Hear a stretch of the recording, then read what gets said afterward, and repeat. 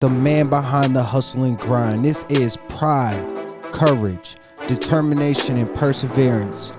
Welcome to No Luck's Given. And just like that, we are back to the No Luck's Given podcast. My name is Danny Keith. Brother Luck. And I got brother in the building. Welcome back, brother, my co-host. And look, y'all, this is No Luck's Given, a podcast. Thank you for streaming on Spotify. Thank you for doing Apple Podcasts. Absolutely. And if y'all like the video versions, it's always on YouTube, Chef Brother Luck's YouTube channel. So look, I'm going to jump right into it. Once again, my name is Danny Keith, and I got my bro here in the building, Brother Luck. How you feeling today, man? How you doing this week? I'm just saying, if you jump, I will hold the rope, man. I will let you get your reps in. Hey, you know what I'm saying? I do this, man. Y'all see how I just jumped right into that? That felt pretty good, right? Good. You know what I'm saying? I do this thing, podcast howdy. Anyways, let's jump into this. I always like to start out, our conversations. We're gonna go deep today into a lot of different things. I want to open it up by saying, if you guys are watching on the live stream through IG or Facebook, if y'all drop some comments or questions, we will do our best to interact, just straight up.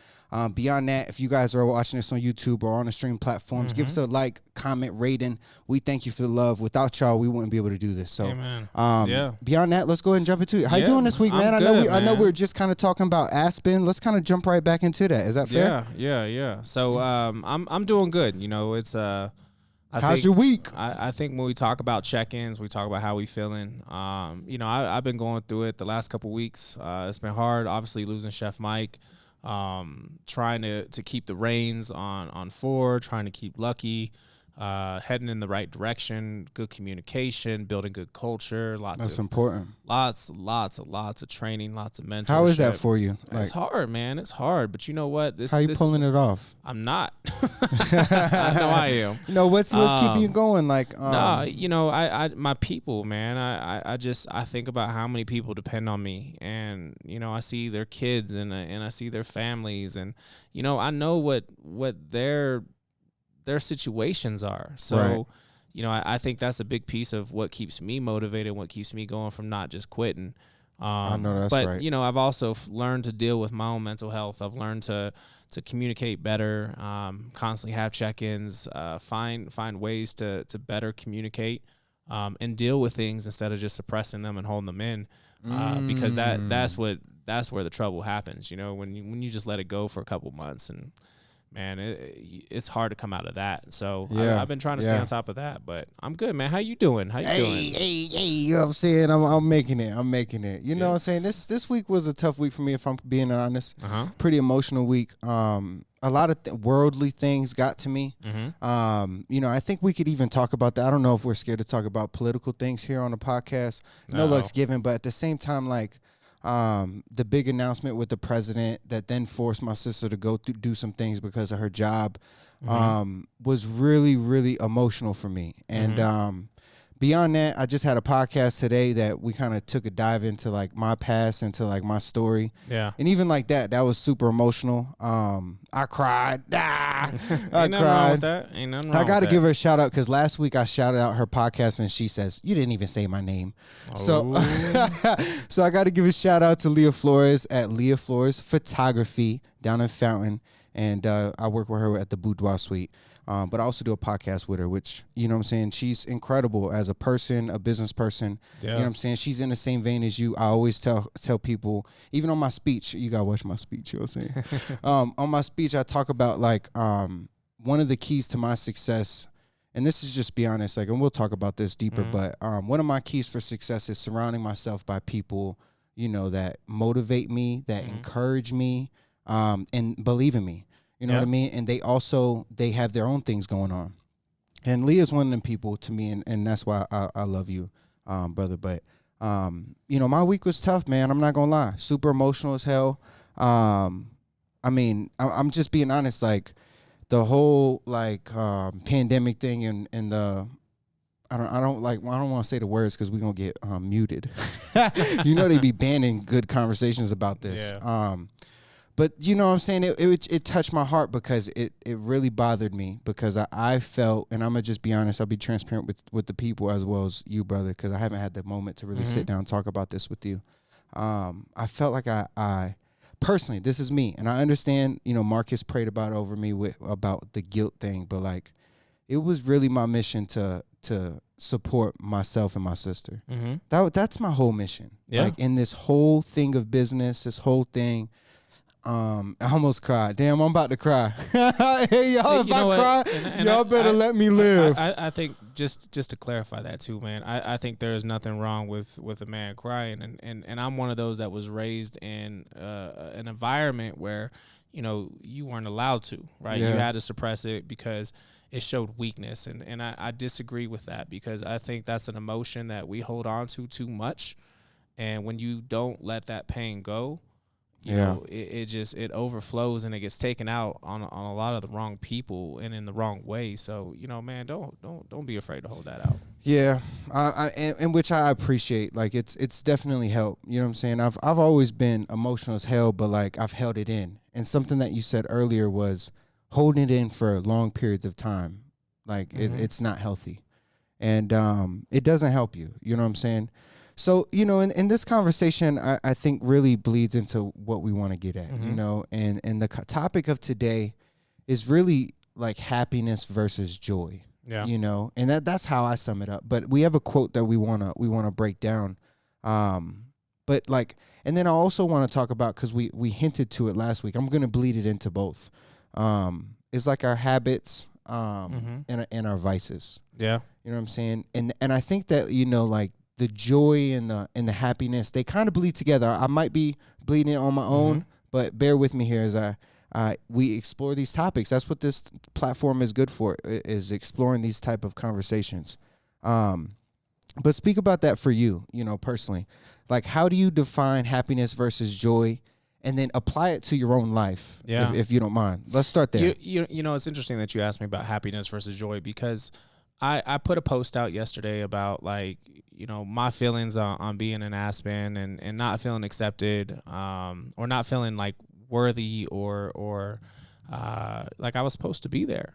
And Tina and I had this conversation later that night, and she was like, that seems like that's a lot of you.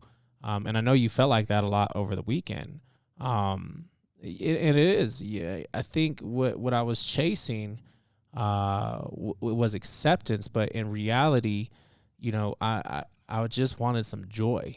And I shared with you, I think this morning when we were talking, the best day that I had while I was up there was actually the day that I hung out with Tina and then Steve and Myra, good friends, right. Samier and his wife. And it's because they're in the inner circle. They're day ones. I mean, they've been around for a long time. And it was just fun and joyous. Right. And I think happiness is so temporary, but joy lasts forever. Yeah. And I want to find more joy in my life. So I'm really defining what is the difference between those two. Right. And when I'm experiencing things, to recognize which one is which. I think that's important because, the conversation that we were having, and just to sum it up, and you could share with the people if you want, was just the difference between hanging out with people that you love and that love you, and that you have a almost a carefree sense with them because you have your borders down. Is that fair to say? And then in these other environments where, like, you have to have some type of wall up, whether it be professional, like, you know what I'm saying? You have to protect yourself and your identity or your brand to some extent. And it's not as joyous, if you will. Well, the tough part is because you're guarded when you're networking, right? You're building relationships, you're having conversations about business. You're very guarded because you don't want to come across the wrong way or too carefree or too careless. Yeah. So for me, I'm always excited about those opportunities because I love to have those good conversations with people, and you get to meet new people. Networking is amazing. But it's because in my life, especially the last couple of years, I've learned how to drop my walls without too much pain coming in, and I can actually build new relationships. I'm not worried about everyone's going to break my trust and hurt me. Right. So I'm not going to make any friends. I'm not going to have any new relationships. Like, I'm not scared of someone not being what I expect them to be. That's or, deep.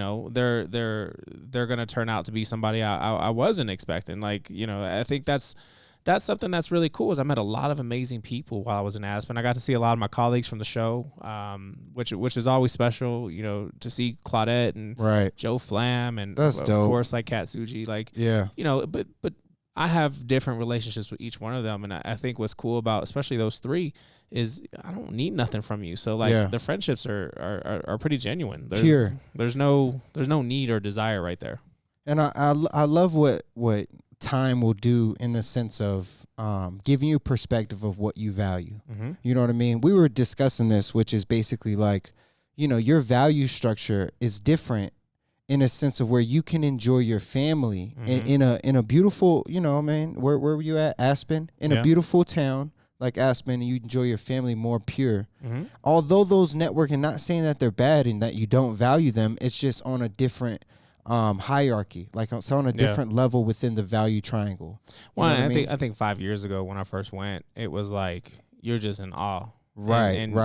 You can't believe that, you're seeing some of these people that you've watched from afar, or you're just kind of caught up in it. And there's a lot of glam, and there's a lot of glitz, and there's a lot of celebrity and fame. And I think that's something that's really cool when you first get to see it. But then you begin to realize that these are people, and they have families, and they have responsibilities, and they're trying to live life just like you're trying to live life. And, some of them you build really good relationships with, some you don't, and you have to just be okay with that, and I think that's the most important part is like when you're around people who truly know you and truly love you and are part of that inner circle of yourself, it's easier to just enjoy or find joy throughout the day, because you're not as guarded. I like that you use the word find joy. Mm-hmm. So speak about that in terms of application throughout your daily. How do you find joy? Yeah. I search for it. And I search hard because it's easy to find negative energy. It comes at you. I know that's the truth. I'm glad you brought that up. Right, because you could wear it on your shoulder. I mean, and it will climb on your back, and it will weigh you down, and it's a struggle. So, I try to find joy. I try to look up and listen, and I try to be quiet and understand, what's important, what's the priority, and what am I looking for. So that's a constant for me. But it is in the company you keep. I want good people around me. I want people that don't need nothing from me. They just want to get to know me as me. And I think that's so important. Yeah, I think that one, I do want to jump in and say this, like, family, food, and faith. That's what your book is about. Mm-hmm. You know what I mean? So like that hierarchy, that value structure that we talk about. Yeah. I think that's what you're learning, now in this space and time in your life, that you find joy from those things. Mm-hmm. You know what I mean? It's a simple things, you know what I'm saying? And I want to stretch that only because, like, I not that I wish, but I hope that more people could find that in their life. Yeah. You know what I mean? It's a simple things. It truly is. And I love this comment that Toby just put in here. He said, it's crazy that the celebrity world has embraced us, has embraced the chef world. And it's not that it's bad. I just think it's made people really appreciate us. I was looking at, I don't know if you watched the Met Gala that was on last night, but I caught the outfits. That's it. Yeah, right. The outfits. Everybody watching outfits. But Marcus Samuelson was there, and he's wearing a Dapper Dan outfit from Harlem. Oh, that's dope. This is a celebrity chef. He's got an entire collection of chefs putting on the food there who also attended. But then you see someone like Lil Nas X show up in a Headley and Bennett apron. I don't even. I didn't catch that. I didn't catch that one. I caught it. So Headley and Bennett, shout out to y'all. But they make aprons, chef aprons. Okay. And they're everywhere. And we had some really good conversations up in Aspen. But that was so cool to see, like, this artist who is rocking a chef apron. At a very high profile celebrity event. But then Gala. Even in Aspen, I mean, you're seeing all these different celebrities there. I mean, Pink's there releasing a new wine that she's working on. We got to have some drinks with CJ McCollum. I saw you. Yeah, I saw you. I mean, it was CJ McCollum for the Trailblazers. But I think that that's really cool, is that they've been really intrigued by our world, which we've been in for a long time, which has made the world pay attention. Because of Carmelo, I don't know if that's... Anyways. All right, I love this topic because, the celebrity thing gets thrown around a lot, right? Yeah, and I hate that term. Like, I'm not a celebrity. I'm a regular and by person. the way, y'all, his book is not out yet, but it is coming soon. The pre-order is coming soon. It's called No Luck's Given. Brother Luck is writing the book right now to answer that question. Real quick, I got another comment over here. Eric, I want to say thank you for your love. He was just showing love, saying that, these type of conversations, they really resonate deep, and that, you know what I'm saying, he wishes that we knew how much this stuff means to people. Wow. That means a lot, man. And by Absolutely. the way, you can Thank ask you. questions. If y'all got questions, ask questions in the comments. Shout out to you, man. But look, I want to bring this back because, like, the celebrity thing, it doesn't bring you joy. Like, no, not at all. You know what I mean? You run away from it almost. But it's easy to get caught up in, and right? And I think a lot of chefs who are getting into Food Network or doing shows like Top Chef, it's so easy because it's the entertainment industry. It's not the food industry. Those are two completely different worlds. Yeah. But they're blurred right now. So a lot of these chefs get into this entertainment industry, and now they're chasing that success. They want to be in front of the camera. They want to be, surrounded by the paparazzi. They want to find joy or happiness in the attention. And that's one of the worst parts, because that's not real. Those people don't truly know you or truly care about you. So, when you get the rejection, which is what happened to me, when you get the rejection, right, that neglect, that rejection hurts, and it hurts hard, because now you're wondering, why am I not good enough? Yeah. Why I've worked 25 years in this industry, but I'm not good enough anymore because I've just been rejected by this industry. And you don't realize that's not your industry. Those are they're not the people that you've been around 25 years. Right. I love this comment. This is the best comment of the night. This says, happiness is connected to the external. Joy is connected to the internal. Amen.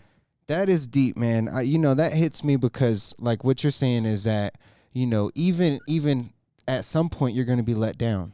You know what I mean? But, like, the value structure is just so important to me because, like, this is like, how do you define success? How do you define happiness and joy? And how does your success connect to your happiness and joy? Yeah. You know what I mean? I think, for me, I think it's the relationships.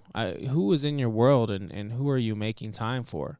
And who are you letting down? I think that's the one thing most people don't ask themselves. Who are you letting down? Who are you forgetting while you're actually chasing whatever you're chasing? And for me, I was on the plane every single week, and I'm flying from city to city, and I'm making appearances, and I'm doing dinners, and I'm showing up at events. And honestly, this year, I just keep saying no. Aspen's like really the first event that I've actually gone to. Right. Because, I mean, for one, it's not that far, but two, Tina could come. Yeah. And Steve and Myra came. So it was like, yeah, this sounds awesome. And then I got to take Chef Ashley as well, which, was great experience for her. But it had more joy associated with it than me just showing up to go cook at some big festival and not really find anything but happiness there. Right. Because that's so short term. Right. Tell me about the difference between, let's say, Aspen Food and Wine now, and then maybe you 5 years ago. Like, what is the difference that you take away? What is the difference in terms of your presence? What is the difference from then to now, or even, vice versa? Yeah, I was just looking. I think 5 years ago when I first got the opportunity to go, I was really just chasing any conversation I could get into. I was so excited, just wide-eyed to listen to these people that I've admired for so many years talk to me. Yeah. Right. It meant the world to me, and it was like, I couldn't believe it. I was like, oh my God, I'm standing next to Danielle Boulud, or I'm having a conversation with Chris Cosentino. Like, these are people I admire, I respect, and I was everywhere. I just wanted to be around all of that stuff. So I went go nonstop. Yeah. which, you know, is hard on the body, Right. Because now you add in the alcohol, now you add in the late nights, now you add in the constant traveling back and forth to the hotel, to the next party, to the next party, to the next party. And that stuff is wearing, it's taxing. So by the time you get done with one of these events, man, you're just so burnt out, emotionally, physically. You just don't have it in you anymore. I think the difference between, you know, that experience versus like now is, you know, I can leave a party and not feel guilty about it. Like I'm not gonna miss out on something. You Like, don't have to feel bad saying no to the next party. Yeah, like y'all go ahead, man. Go have fun. Like if you want to go to Magna Party, go to Magna Party. I'm gonna go order room service and hang out with Tina at the hotel. Yeah, right. You going to the party at the top of the mountain. So let's bring this back and speak about this moment, man, because it's a joke, but it's serious. Like, you were at a party on the top of the mountain in Aspen. No, it truly is. I think the biggest event of the whole weekend is the event at the top of the mountain. And you know, when I got my invite to cook Aspen, it was with Woody Creek, and we cooked in the main tents, and we had a great time. I love showcasing their stuff, and you know, obviously I got to cook with some amazing people like William H. Macy, but we didn't have invites to that party. And shout out to Byron, who actually got me in. He got me one pass, but it was, you know, obviously with restrictions and things of that nature right now, it was a much smaller party. It was not nearly the size of what it is in the past. But, you know, went up there, and I was so excited because I've never actually been to that party. I've never actually gotten to, you know, walk around, and usually it's kind of saved up for, you know, the bigger names of the event and the festival, and then the people who will be recognized, and of course all the amazing people who work behind the scenes to make that thing happen. But, you know, it was interesting because I was up there and I had this like big insecurity of being up there, and just like, yeah. So set the scene, because you're killing me. Okay. You're on the top of the damn mountain. Well, no, you got to ride a 15-minute gondola. Yes. All the way up in the dark. Right. And then you're at this home. Tell me about the home. How was the home? So it's this and I've been up in that space before. We filmed up there with the finale. So it's damn, she was standing on us. Okay. So it's it was at an event called Cloud9, and it's a beautiful venue. I mean, it's way up there. And it's actually a restaurant, which is crazy. That's what I wanted to paint, that it's a beautiful restaurant at the top of the mountain, and that you had to take a gondola, 15-minute gondola ride all the way up. So just imagine that I wanted to set the scene for y'all properly, for all of our listeners and our fans. You can't just sneak up there. Yeah, especially not me, because I'm not hiking. You feel me? But then go ahead. Now continue the story. You know, and I'm seeing all my colleagues. You know, these are people I've had relationships with, I've cooked with, I've done television with. I knew a lot of people in the space, and they big dogs, big fish. Yeah, absolutely. And I'm very honored with my career and what I've been blessed to experience and the relationships that I do have. But, you know, I still had this like internal feeling of like, you know, I feel like I snuck in. And that was eating at me, so I couldn't really just get as comfortable as I wanted to and have the fun. Plus, you don't have like your people with you to feel like you were meant to be there almost. Yeah. I was struggling with that. So I you know, I'm talking to Marcus Samuelson, and I love Marcus Samuelson. He's an amazing person. He's always been so good to me in my career. And, you know, I walk up, he gives me a big old hug, and we're talking. And actually, he was like, "Hey, Chef, I really want you to write the intro to my book. I'm serious about that," because he told me he would do it when we did something in Chicago a couple of years ago. So I told him, I was like, "I'm getting close. I'm gonna hit you up for that intro." And he's like, "Absolutely." And I kind of shared a little bit of this with him, like, you know, just I don't feel like I'm here. And he said, "Look around, man. You standing on the top of a mountain right now. You are here." Right. Regardless of how you got here, we all have different paths of how we get to the top of the mountain, but you have to realize that you are standing on the top. You ventured beyond the struggle, all the steps, all the switchbacks. You got through all that cold and that tree line and all those rugged mountains to get to the top. It don't matter how you got here. You standing here. Damn. And that was so powerful for me that, you know, it took a weight off my shoulders. And, you know, I'm so grateful for Marcus, because that's how Marcus is. If you've ever met Marcus Samuelson, he totally is like that all the time. But, you know, it was powerful. Yeah. immediately just what comes to my mind is like, what is it going to take for people to realize that they're at the top of the mountain and that they deserve to be at that room? And there's no right way to get there. Right. It don't matter how you got there. Right. Right. You got there. And Right. I think that's something that's so important for people to realize, is that you can create your own opportunity no matter what you want to accomplish. You can go for it, but you just got to start walking and you got to make it happen. And there's no judgment on how you got here, because you got here. I love it. You know? And then the flip side of that, and this is what when you were telling the story, when Marcus tells you that you deserve to be here, you're at this party right now. You're here. Tell me, does that? I'm just gonna assume, but tell me in regards to like your thought process in regards to when you accept that thought, does it bring you joy? Yeah, you know what it was? He used the example. He said, you're working on this book, and this book is so important, brother. He goes, that 19-year-old brother Luck that I met that made the effort to fly to California and work for me, he said, your book is going to help that 19-year-old person. He's like, you're going to reach so many people with those words and those experiences and all the stuff that you did. He's like, you have to get it done. You have to. It's extremely important. And that was so important. That was so powerful for me to hear, because like I feel like that and I'm feeling good. But, at the same time, like I'm a good chef, but I'm not the greatest chef. There's some people way more talented and way more experienced in that room than I ever will be. But, I have a lot more heart.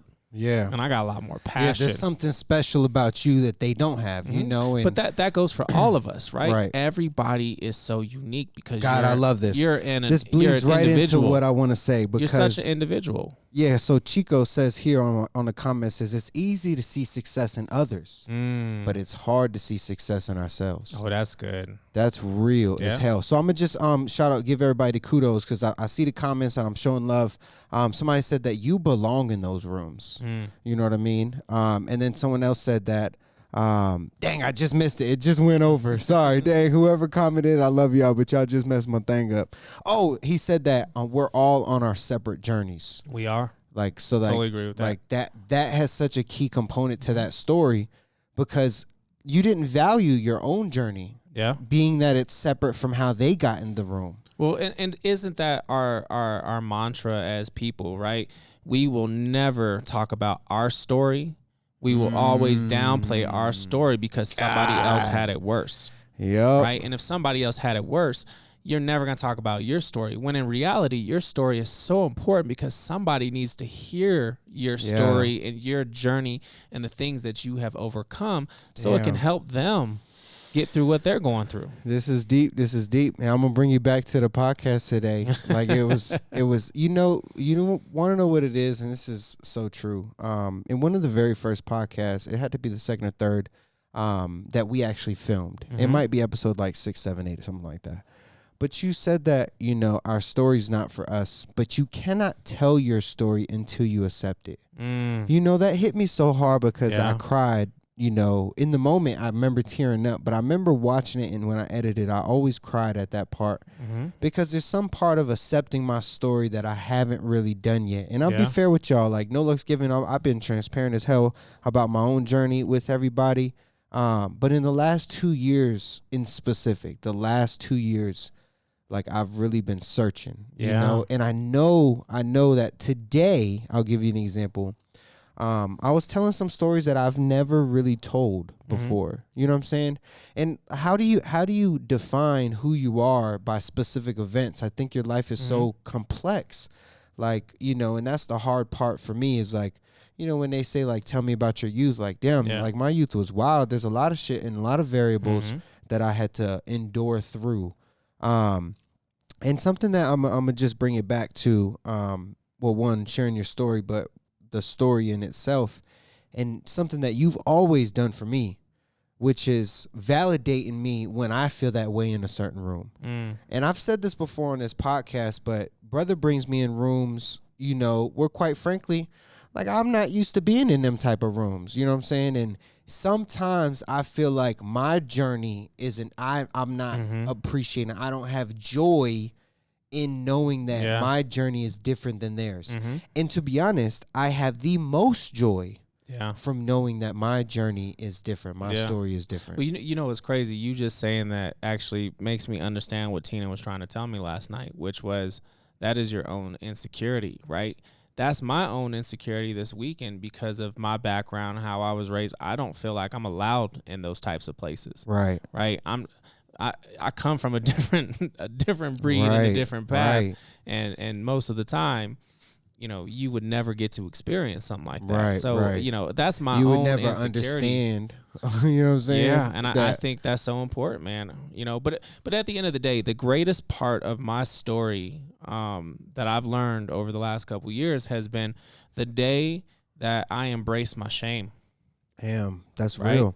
I mean, that's the thing. We all got crazy stories. We got things that we're not proud of. We got things that happen to us. That's the realest thing. But that's the part. That's the part. When you embrace the shame and understand that a lot of it isn't your fault. It's not on you. Things happened. That's life. Like you have to truly embrace the shame, because the shame is what's holding you back from playing the game. Right. And I think that's such a strong point. And that could be its own podcast in itself in the future, is shame. mm-hmm. Like dealing with shame. So I'm gonna ask you, and this is like No Looks Given is a product of me learning from bro, and we having conversations, you know, like how we always do. But when you say that the day that you accepted your shame, tell me about that process and give me some advice or tips, you know, in regards to just what helped you personally. Yeah. You know, sharing my story was no longer about shocking people or scaring people. It was about me actually sharing with you a piece of me and not being ashamed about it. That was, you know, when I talk about the shame in my story, that's what it is. Before, if I told you a story, it was usually to get a reaction. To shock you or to... Yeah. You know, now I'm just telling because I'm trying to help you, right? Because this is what happened to me, and this is how I've gotten to where I'm at, and I'm still working through things. But this is what I'm doing, and this is what happened. Yeah. And it's not about me no more. It's not about the reaction that I'm going to get off of you. Now it's about what you're going to get off of what I'm telling you. That's deep. Like, that hits me in my soul, you know, because it's that moment, you know, in regards to like really understanding that, you know, your shame, everybody has shame. Absolutely. And a lot of people hide it. And that your acceptance of the shame, I think, is the key component to that, because, you know, shame is, I mean, we hide from it. That's why we keep it in the dark, right? Well, a lot of it stems from trauma, right? A lot of us experienced horrible things, right? Either someone did something to us or we did something to other people, and you're ashamed of that. And that is something that you have to embrace to begin to deal with and move forward. Otherwise, you're going to live in that point for a long time, which is hard, because we're going to push that onto other people, the people that we love. Yeah. And I think that's one of the things that's not fair to them. Right. Is you're dealing with your own, just like Tina said, you know, that was my own insecurities, what I was talking about yesterday on my social media about not feeling like I was allowed in this party. That's my own insecurity, because I don't come from that. I don't feel like I'm allowed in something like that. But, you know, now I'm starting to understand that the shame is something that constantly needs to be talked about, because it's okay. Right. Today is a fresh page. Today is a new page. You get to write the new chapter. You get to pursue what you want to pursue. Yeah. You do not have to live in yesterday. Speak about like for you as a man dealing with shame and telling your story in that sense. Yeah. Like from your personal perspective. You know, I'm digging here, but I'm very curious, because like just be real. Let's be real. Like this is the shit I deal with. Yeah. I hid my emotions for so many years that I thought I was so cold. I couldn't feel anything, right? I thought I was emotionless. And in reality, I was hurting even more and more and more until I finally just broke. I couldn't hold it no more. You know, I've been holding on to it for 35, 36, 37 years. Right. And this pain is just getting worse and worse and worse.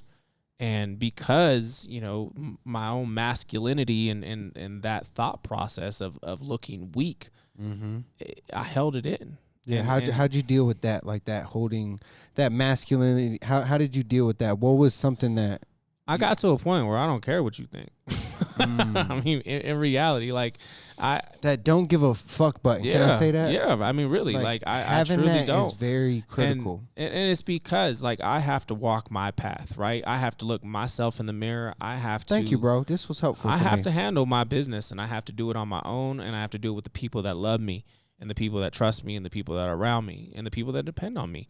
So I'm not worried about what so-and-so thinks or am I going to be accepted, because honestly, like, you're not paying my bills. You're not the one that's got to handle my situations. Yeah. You're not the one that's got to take each step every day. Yeah. I do. Speak about in terms of like on a daily basis. How do you, is there any routines or anything that you do to focus on, your own happiness and joy? Mm-hmm. I have to ask myself, what do I want to accomplish today? What am I doing today? Because there's a routine, and then, there's the extra.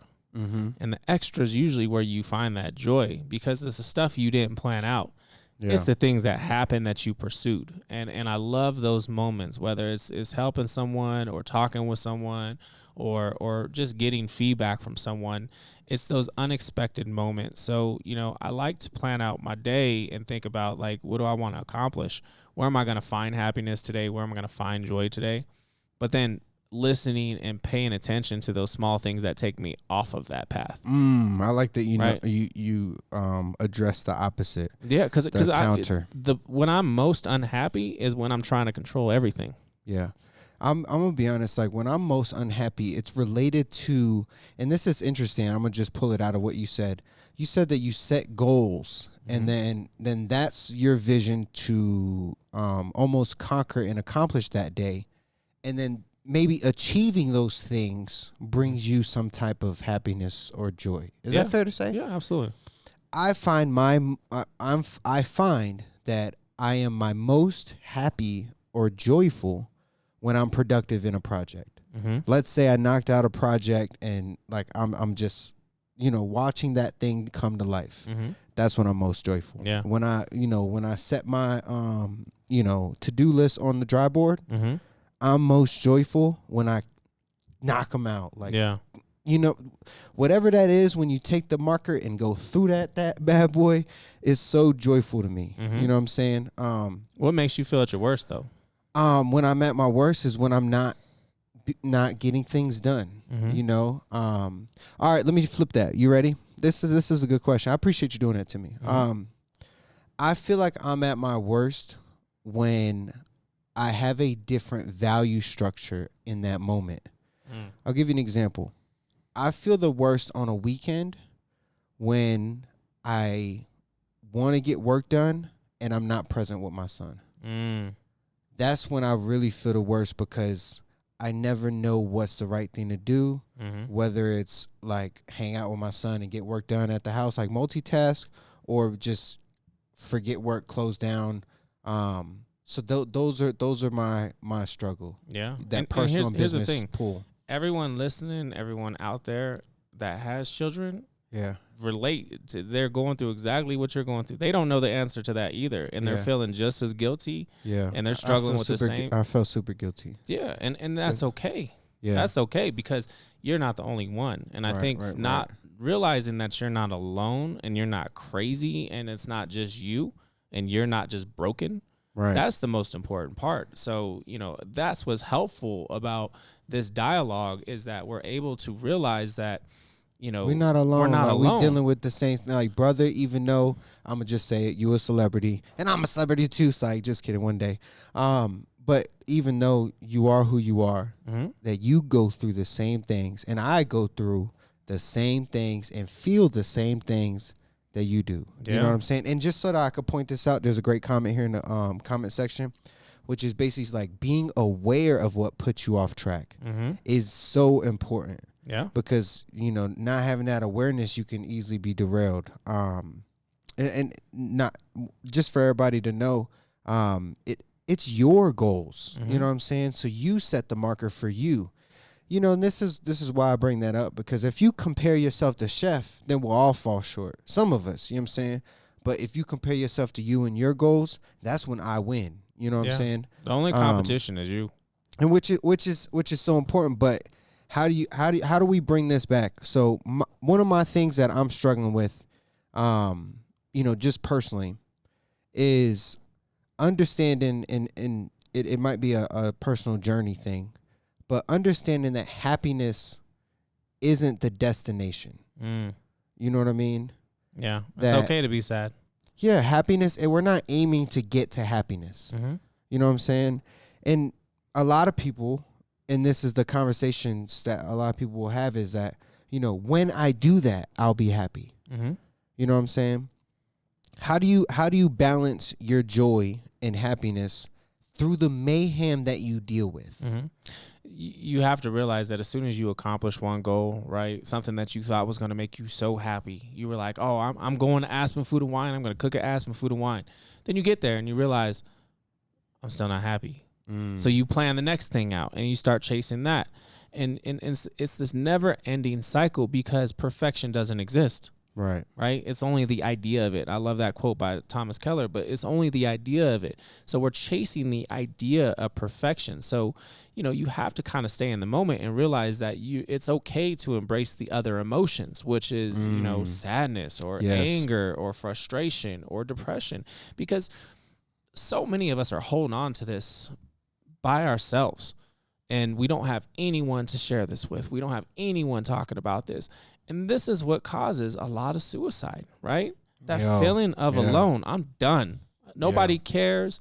I don't care about. I'm done. Yeah, that's and as we're in, you know, Suicide Awareness Month, like, it's so important to be talking about this. I'm glad you're talking about this. Thank you, bro. We have to, because you know what? Like, I don't care what everyone's at some point experienced some level of depression, right? And some of us, it eats us up tremendously, and it puts you into this mindset where, you know what, I'm going to make a split second decision that's going to affect the rest of my life, and it's going to affect everyone else, but I'm not going to be able to come back from that.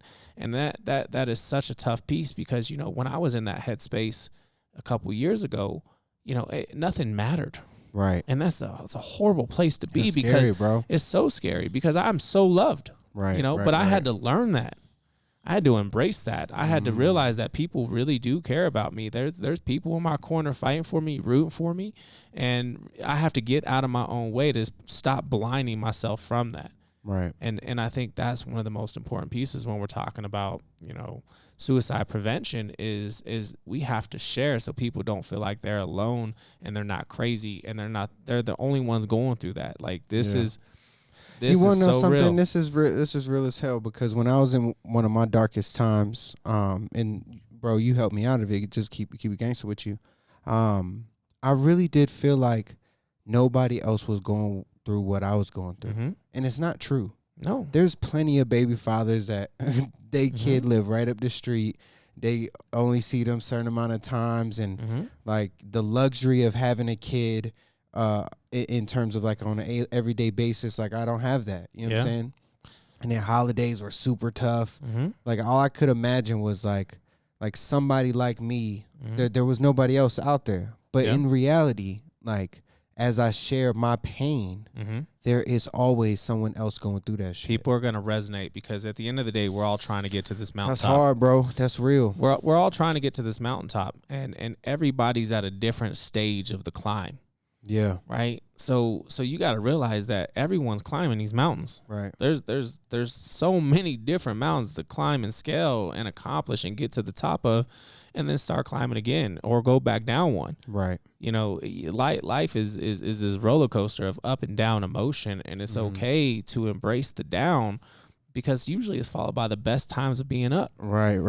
I love that I had the visual as you said that.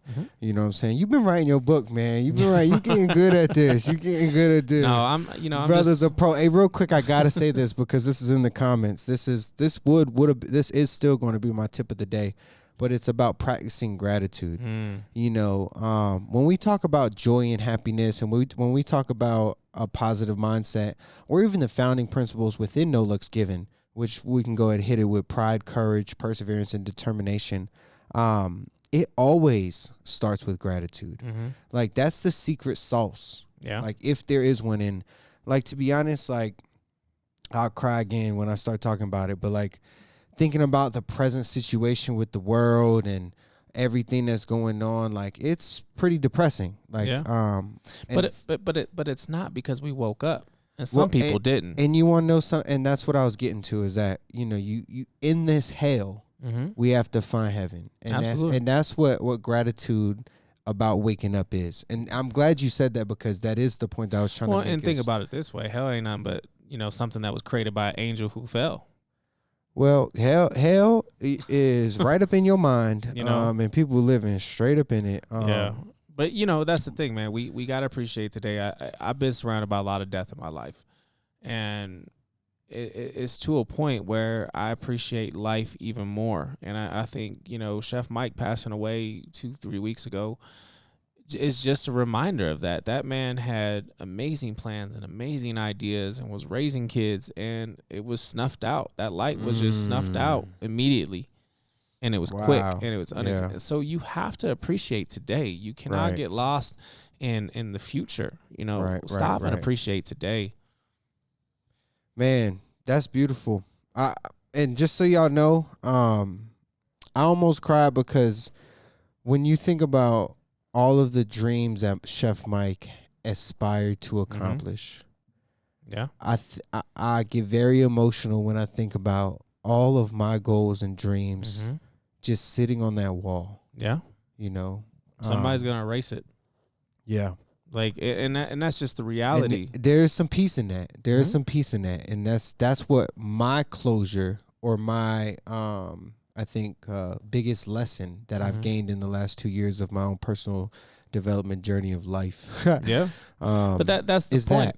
That's the point, right? We trying to live today and making an impact on people and find joy from that, right? Because we living in today, right. What do you think about, like, in regards to death for your dreams or your goals? Like, does that motivate you? Does it scare you? Like, no, because I keep accomplishing them. I love you, bro. You know, that's the best. I just keep knocking them off the list. I keep writing more. I keep creating more. I think that's one of the beauties of being alive today, is I get to accomplish stuff that I get to cross off, so I get to write more. So, you know, when I look back, I'm not disappointed in what happened or what's going to continue. You know, I know that I inspired, and hopefully I gave hope, and I gave people the courage, and they were able to persevere, and they found determination through what I said and my presence and how I came across. I hope that, you know, I'm definitely going to be missed, but at the same time, I'm going to be like, man, that dude changed my life. Yeah, to many people. That's all that matters, man. Yeah, the reason why I say that is because Les Brown has a saying that, like, all the dreams are in the graveyard. And the other week, I don't remember when it was, but it was with you, that we said that someone else isn't going to take up. It was when we were talking about life insurance. We were talking about someone else isn't going to just pick up your dreams. And, like, for somebody like me who has, you know, all these dreams, and I just think about that, you know, honestly, I do think about that a lot. But it motivates me, and it gives me some type of joy that those are my goals to accomplish. That's my path, and that's what I'm chasing. Hey, and somebody can be inspired by your dreams. Yeah. You know? Yeah. What you did. That's what I share with. That's what you did, man. They can take it, and they can be like, man, I can do that. Right. That's huge. And I think that's one of the biggest pieces. That's why we do this podcast. That's why we do the social media. That's why we put out that positive energy. Yeah, you got to get it on paper. You know, I look back, and the people in my life that were taken from me were people who saved my life. Wow. You know, literally and figuratively. Like, so that's deep as hell. I'm so aware of their sacrifice to help save me through their words or their presence, that's why I do it for so many. You know, because it's not selfish. You know, right. I want, when I'm gone, I want to feel the same way I feel about them. I want people to feel about me. That's powerful. That it right there. If that don't motivate you, I don't know what will.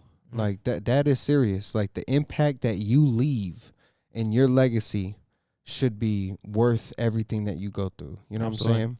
Yeah. How do you, and this is kind of going back to sharing your story, how do you correlate, joy and happiness in regards to leaving that impact and legacy?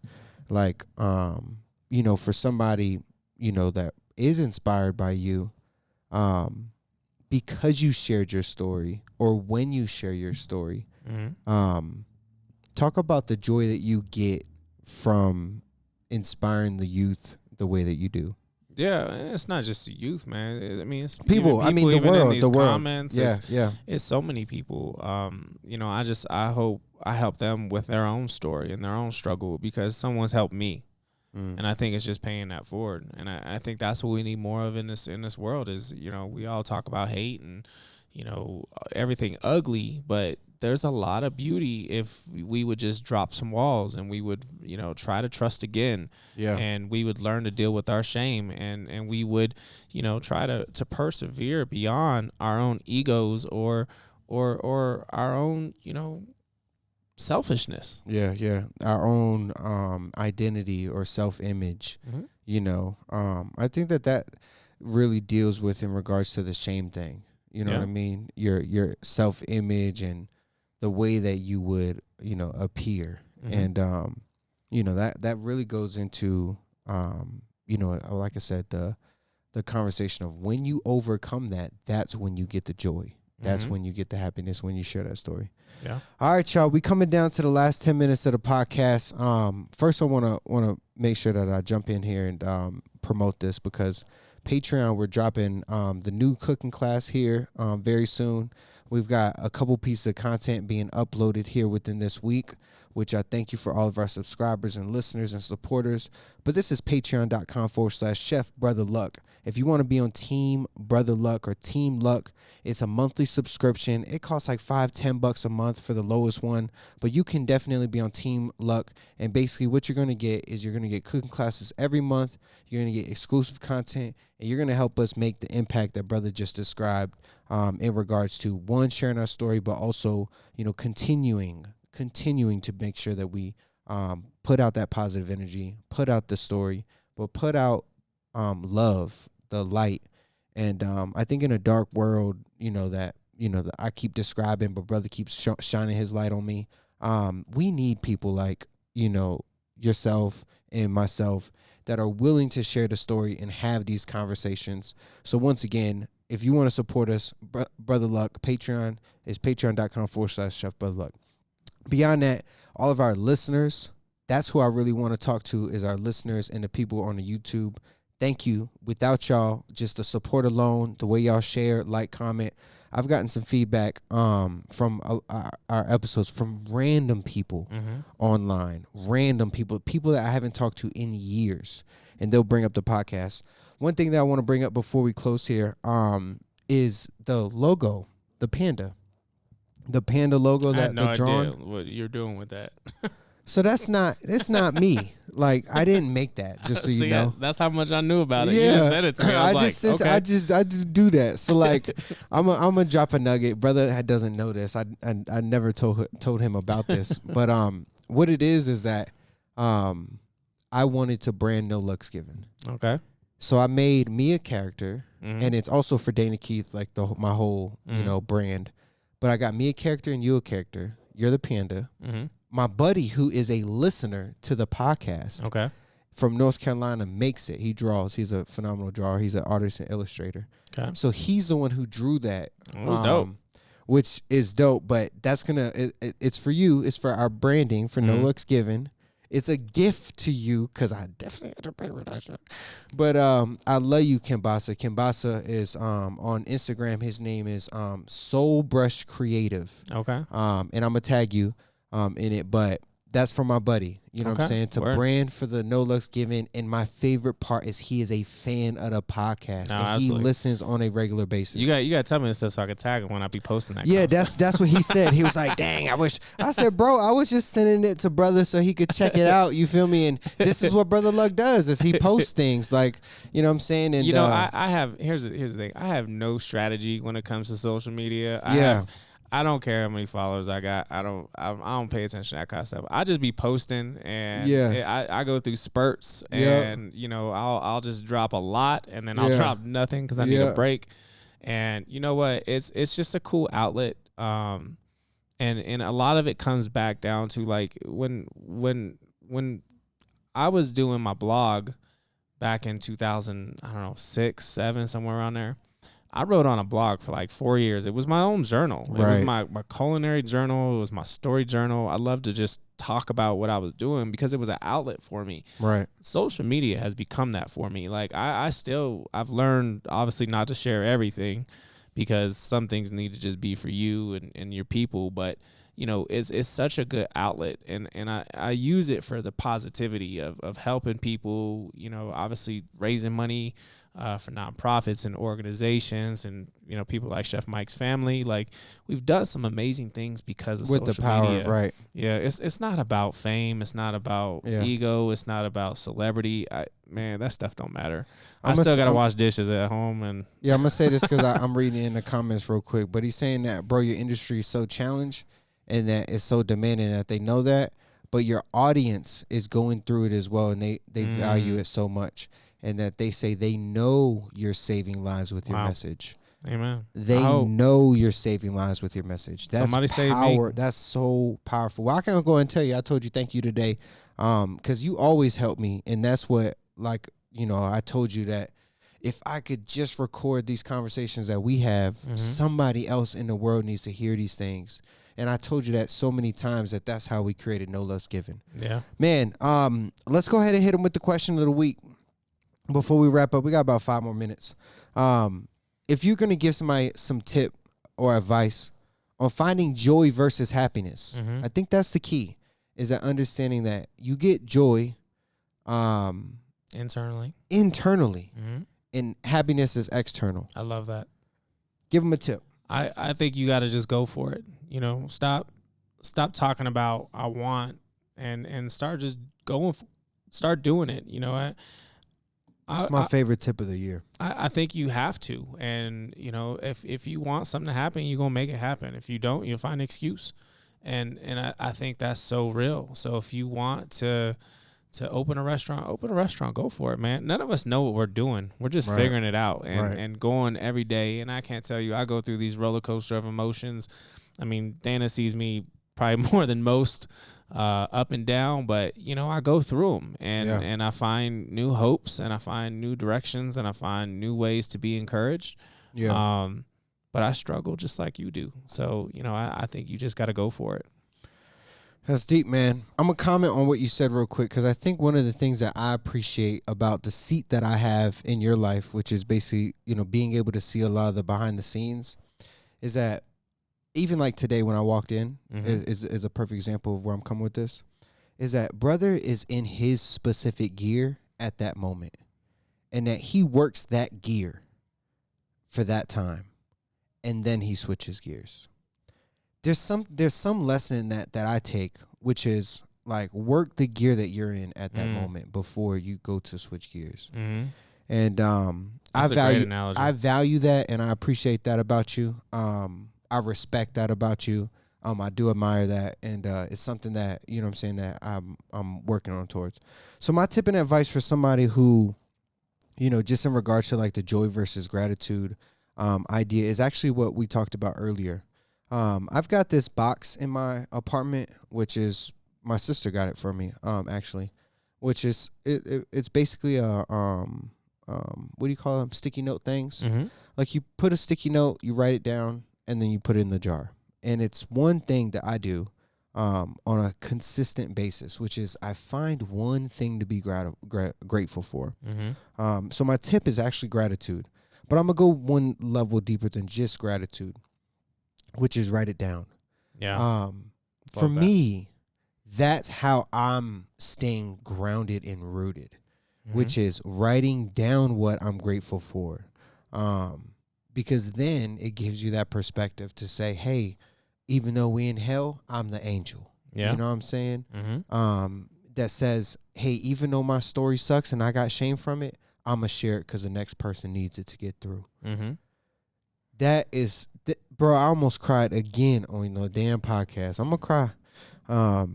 But that really hits me. You know what I'm saying? Yeah. So that's my tip for the week. Which is, once again, write that shit down. You know what I'm saying? But find that thing that you're grateful for, even if it's one a day. Mm-hmm. You know what I'm saying?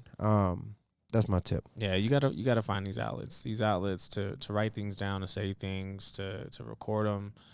You know, I don't even care if it's something that you put on your mirror with a dry erase marker. I got 8 sticky notes on my mirror, just so you know. But like, you need to tell yourself, because at the end of the day, you have to face yourself. Right. This is beautiful, man. Look, before we take off, I always want to thank you. You know what I'm saying, for your time. You got a crazy ass week. I know you got Aspen that we just knocked out. What's exciting on your schedule before we take off? What are you happy for? What are you looking forward to? What are you most excited about? I'm excited about the new menu at 4. I wrote it last week. Working on it right now. It's gonna roll out next week, which is always exciting. So I'm 4 by Brother Luck, y'all. If you're in Colorado Springs, 321 North Tejon Street. Yep. So 4 by Brother Luck. Go check him out. Really excited about that menu. 4 tells the story of the 4 corners and what we do here in the Southwest and redefining Southwestern cuisine. But I'm really excited about that menu because it's emotional. With Chef Mike. Yeah, moving on to a different menu. Yeah, it's tough, but I'm excited about that. We've got a really big Home Builders Association event going on Thursday, so we're catering that up north in Black Forest. On Friday, I've got an amazing studio dinner here. We're going to be showcasing a new artist, so you can see some of the work behind us of the current artist, but we got a new artist coming in. The theme is called The Good, the Bad, the Ugly, and he created all this beautiful art, and I'm creating dishes inspired by the art, so that's pretty cool. So the dinner is Friday? Is that what it is? Yeah. I think we're pretty much sold out. I think we have a sold out dinner, but yeah, so that's going on Friday, and then I'm looking forward to just hanging out with T and chilling on Sunday, honestly. Amen. Good for you, man. We got to get another podcast in before Tuesday of next week. We cannot do this again because I was traveling now. I'm going to do my best to get this out because I've been knocking them out. And this one ain't going to be no different. So the people love it, man. I'm telling you, I was getting hit up in Aspen and people were like, man, I love your podcast. And I was like, honestly, there was one, I got off the gondola at the top of the mountain. There was one person that I saw there and I was like, wow, that's Kat Kinsman. And I walked up to her, and she was like, man, I want to interview you. I'm your Brother Luck. I want to interview you. And I was like, really? Yeah. You know who I am? And she was like, man, I love what you're doing with your message and everything you talk about, social media. And you know what? You should write a piece. And I'm just like, I'm blown away because I was just kind of fangirling out. Yeah. And, people listening, people hear what we're doing, man. There's impact being made. I will tell you, somebody in my feed said that this is better than Dr. Phil. It gives me more, gets me through more than Dr. Phil. So, you know what I'm saying? This is exclusive podcast because we talk about things that maybe you can't get anywhere else. Yeah. So if y'all give us a rating, give us some likes, comments, subscribe, iTunes, Spotify, and the video version, YouTube. Every Wednesday we drop a new episode, and next week we gonna film before Tuesday. And we got to get the merch going, man. Merch is coming soon, bro. Everybody's like, merch is coming soon. Let's do that. I wore the No Lugs Given hoodie yesterday. Everybody was like, "Where'd you get that?" I'm like, because the guy that we were working with, man, he just kind of fell off. So you know what? We need somebody to do all of our merch. So we got to get this done. Yeah. Hats, I'm hoodies, with you. T-shirts, socks. I got somebody in mind. I'm gonna check it out. See what we can pull off. Let's get it done. Because I just saw some family that has his own business. So you know what I'm saying. All right, y'all. This is No Lugs Given, a podcast. My name is Danny Keith. You can find me everywhere. You know what I'm saying? YouTube. What is it? Facebook. IG is official Danny Keith. All the rest is Danny Keith. And my co-host, go ahead. Yo, I'm at Chef Brother Luck across the board. At Chef Brother Luck. Bro, thank you. And to everybody, peace and love. We'll see y'all next week. Peace. The man behind the hustle and grind. This is pride, courage, determination, and perseverance. Welcome to No Lugs Given.